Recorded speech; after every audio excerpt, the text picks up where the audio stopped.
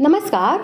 आज हम जानेंगे 40वें श्लोक का अर्थ। इस प्रकार श्रद्धावान को ज्ञान की प्राप्ति और उस ज्ञान से परम शांति की प्राप्ति बतलाकर भगवंत अब श्रद्धा और विवेकहीन संशयात्मा की निंदा करते हैं। श्लोक 40। अज्ञश्च श्रद्धानश्च संशयात्मा विनश्यति नायल्लोकोऽस्ति न परो न सुखम संशयात्मनः। श्लोक का अर्थ। विवेकहीन और श्रद्धा रहित संशय युक्त मनुष्य परमार्थ से अवश्य भ्रष्ट हो जाता है। ऐसे संशय युक्त मनुष्य के लिए न यह लोक है, न परलोक है और न सुख ही है। जिसमें सत्य असत्य और आत्मा अनात्मा पदार्थों का विवेचन करने की शक्ति नहीं है, इस कारण जो कर्तव्य अकर्तव्य आदि का निर्णय नहीं कर सकता, ऐसे विवेक ज्ञान रहित मनुष्य का वाचक यहाँ अज्ञ पद है। जिसकी ईश्वर और परलोक में उनकी प्राप्ति के उपाय बतलाने वाले शास्त्रों में, महापुरुषों में और उनके द्वारा बतलाए हुए साधनों में एवं उनके फल में श्रद्धा नहीं है, उसका वाचक अश्रद्धान पद है। तथा ईश्वर और परलोक के विषय में या अन्य किसी भी विषय में जो कुछ भी निश्चय नहीं कर सकता, प्रत्येक विषय में संशय युक्त रहता है, उसका वाचक संशयात्मा पद है। जिस संशयात्मा मनुष्य में उपर्युक्त अज्ञता और अश्रद्धालुता ये दोनों दोष हो, उसका वाचक यहाँ अज्ञ और अश्रद्धान इन दोनों विशेषणों के सहित संशयात्मा पद है। वह परमार्थ से अवश्य भ्रष्ट हो जाता है।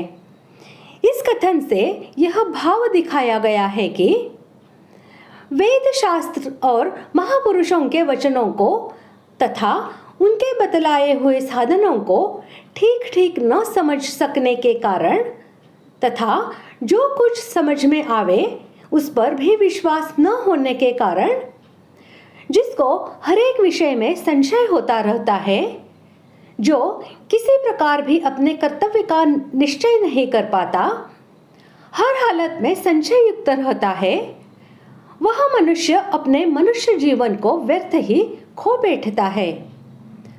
उससे हो सकने वाले परम लाभ से सर्वथा वंचित रह जाता है।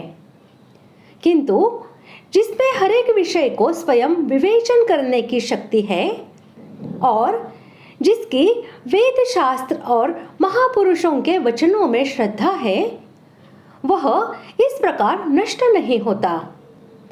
वह उनकी सहायता से अर्जुन की भांति अपने संशय का सर्वथा नाश करके कर्तव्य परायण हो सकता है और कृतकृत्य होकर मनुष्य जन्म को सफल बना सकता है। तथा जिसमें स्वयं विवेचन करने की शक्ति नहीं है, ऐसा अज्ञ मनुष्य भी यदि श्रद्धालु हो तो श्रद्धा के कारण महापुरुषों के कथनानुसार संशय रहित होकर साधन परायण हो सकता है और उनकी कृपा से उसका भी कल्याण हो सकता है। परंतु जिस संशय युक्त पुरुष में न विवेक शक्ति है और न श्रद्धा ही है, उसके संशय के नाश का कोई उपाय नहीं रह जाता। इसलिए जब तक उसमें श्रद्धा या विवेक नहीं आ जाता, उसका अवश्य पतन हो जाता है। संशय युक्त मनुष्य केवल परमार्थ से भ्रष्ट हो जाता है, इतनी ही बात नहीं है। जब तक मनुष्य में संशय विद्यमान रहता है, वह उसका नाश नहीं कर लेता, तब तक वह न तो इस लोक में यानी मनुष्य शरीर में रहते हुए धन, ऐश्वर्य या यश की प्राप्ति कर सकता है, न परलोक में यानी मरने के बाद स्वर्ग आदि की प्राप्ति कर सकता है और न किसी प्रकार के सांसारिक सुखों को ही भोग सकता है, क्योंकि जब तक मनुष्य किसी भी विषय में संशय युक्त रहता है, कोई निश्चय नहीं कर लेता, तब तक वह उस विषय में सफलता नहीं पा सकता। अतः मनुष्य को श्रद्धा और विवेक द्वारा इस संशय का अवश्य ही नाश कर डालना चाहिए। इस प्रकार आज हमने 40वें श्लोक का अर्थ जान लिया है। अगले भाग में जानते हैं 41वें श्लोक का अर्थ। धन्यवाद।